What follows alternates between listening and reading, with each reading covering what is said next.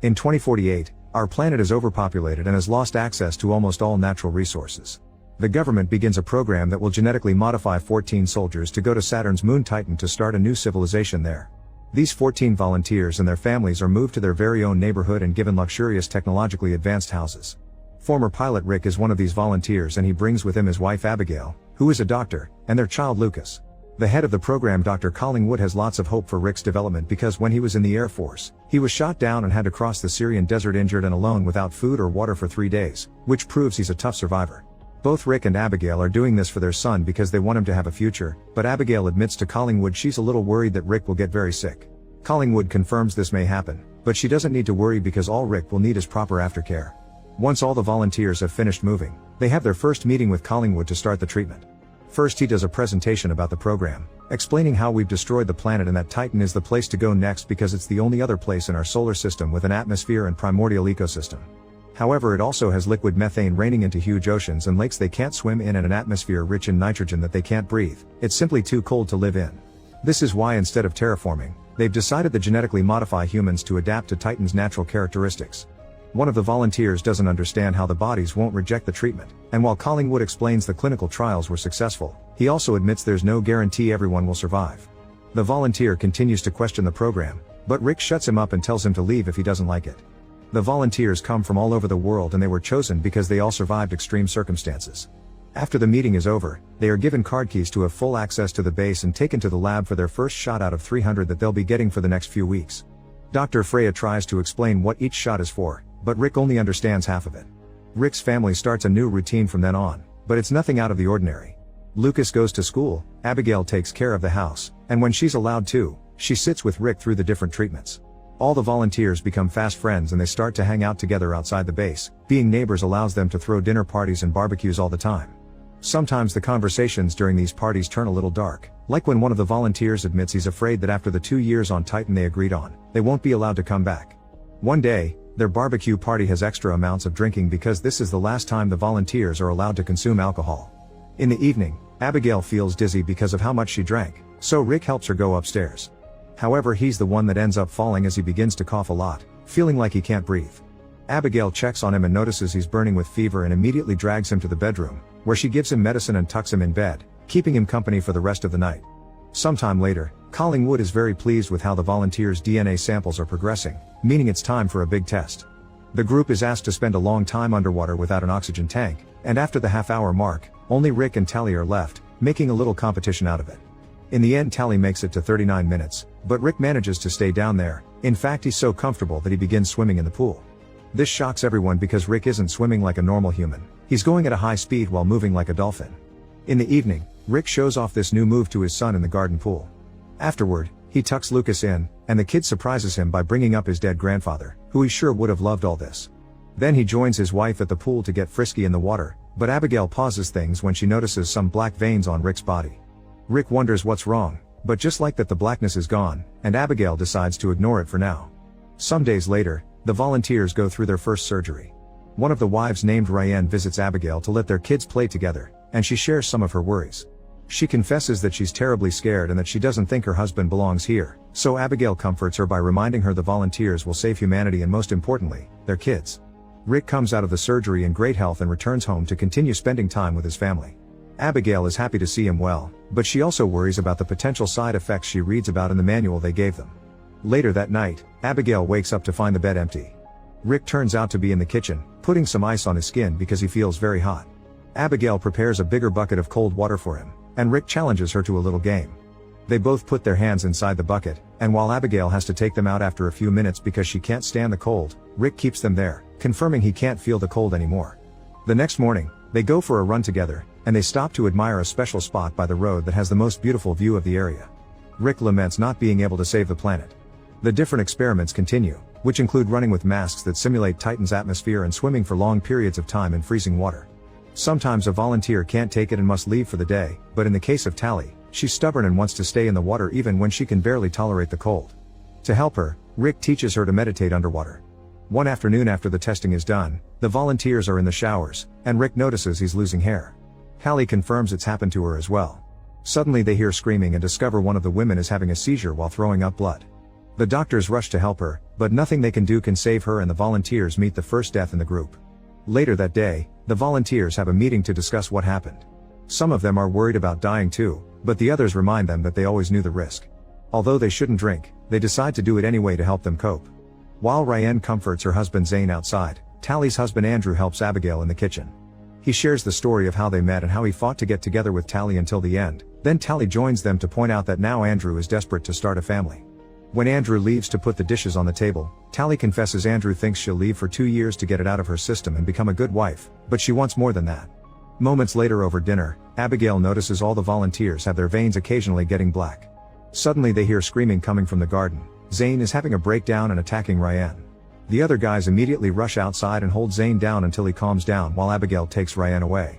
The next day, Freya comes to the neighborhood to give the volunteers extra medicine that will stop them from having the same problems that the dead woman and Zane did. Abigail notices some of those doses are pretty high and asks to talk to Collingwood, but he isn't available. Later in the evening, Rick finds himself throwing up with blood included. Abigail tells him to rest while she cleans, and once Rick isn't watching, she takes a sample of his blood. Afterward, when she moves around the house to lock all the doors, she finally notices there are cameras hidden in the house so that the people at the program can watch them 24/7. The next time Rick uses the pool, he begins to notice his skin is peeling off, but he doesn't seem too worried. When they go to bed, Abigail notices the state of Rick's skin and the fact he's losing hair, making her worry worse. The next day, Abigail looks at Rick's blood in a microscope and discovers it's turning black. Sometime later the volunteers go through the next big procedure, which consists of making their eyes similar to a cat so they can see in the dark. The surgery goes well, but Rick has to keep his eyes bandaged for a while and his family has to help him around the house. One night, Abigail hears Rick groaning in pain as his eyes begin to bleed. They take him to the lab for another surgery, and Abigail approaches Collingwood to ask what's going on, pointing out that something is alive inside of Rick and that she knows about the cameras. Collingwood explains that he didn't want the cameras, but they were an order from the Pentagon for security, and that Collingwood being blind is part of the process. He'll be fine in a few days. Abigail thinks there's more he isn't telling her, but Collingwood sends her home. Abigail goes to her house and begins packing some clothes for Rick when she suddenly hears some sirens. When she comes out, she discovers the army is surrounding Zane's home. She isn't allowed to come closer, but she still sees the terrifying sight that happens next. A mutated Zane throws Ryan through the window, instantly killing her. The soldiers break into the house and shoot at Zane, killing him too. Later at the base, Abigail is watching over Rick and hears more soldiers arrive. Since Collingwood will be busy dealing with this mess, Abigail takes the chance to take Rick's card key and go snooping. After hiding at strategic spots to avoid security, she enters Collingwood's office and finds all the files indicating that the volunteers are having their DNA infused with animal DNA to reach the next evolutionary step, which Collingwood has called Homo titanians. Meanwhile, Collingwood is having a meeting with Colonel Solano and the people from NASA, who want to shut down the program and call it unproven science. The volunteers are becoming violent and this is entering a criminal area instead of being about space. The last people who tried something of the sort were the Nazis. Colonel Solano wants this experiment out of his base, but Collingwood and his advisor point out that the ministers of defense have the last word, so they aren't leaving unless they say so. After the meeting, Freya also tries to tell Collingwood that they should stop, but he dismisses her. When Rick is sent home, Collingwood comes along to explain his sight will return in 24 hours. They had miscalculated the brain's ability to process enhanced senses and Zane's mind simply overloaded, but a new surgery could fix things. Abigail finally snaps and demands to know the truth, thus Collingwood finally admits they're injecting animal DNA into the volunteers. He can't guarantee that it'll work, so he understands Abigail's worry, but he also points out they've always known there would be risks. Rick needs to go through this new procedure to survive. Abigail hates hearing this and stays distant for a while. A day later, Rick removes the bandages and confirms his sight is fine. He also shaves his head to avoid having bald spots. When night falls, he discovers he can see every detail in the darkness and he's so impressed that he calls Collingwood to confirm he'll do the procedure. While the families stay home, all the volunteers are put through surgery, but there are lots of complications and most of them die. In the end, only Rick and Tally are left alive and healthy.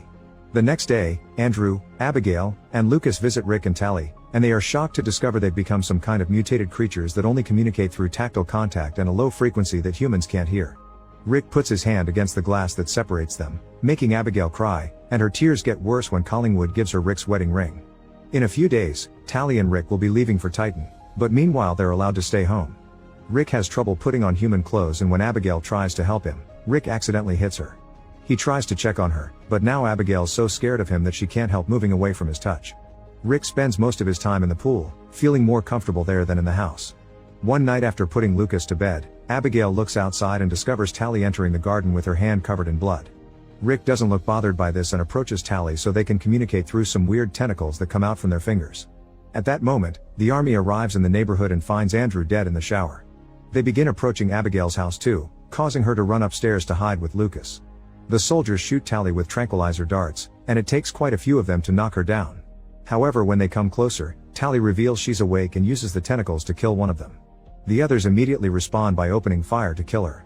Next, the soldiers try to come after Rick, but he easily knocks them out with his new strength. Rick tries to drown the last soldier in the pool, but Abigail hears the commotion and comes out to stop him. Unfortunately, it's too late, and realizing what he's done, Rick runs away.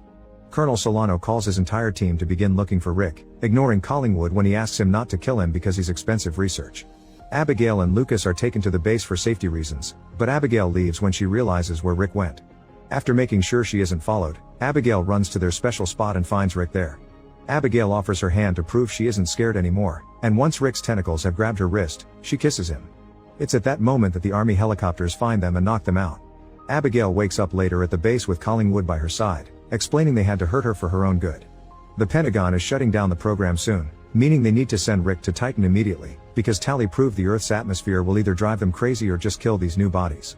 However, they can't force him to do it either because that may kill him too, so Abigail needs to convince Rick to go.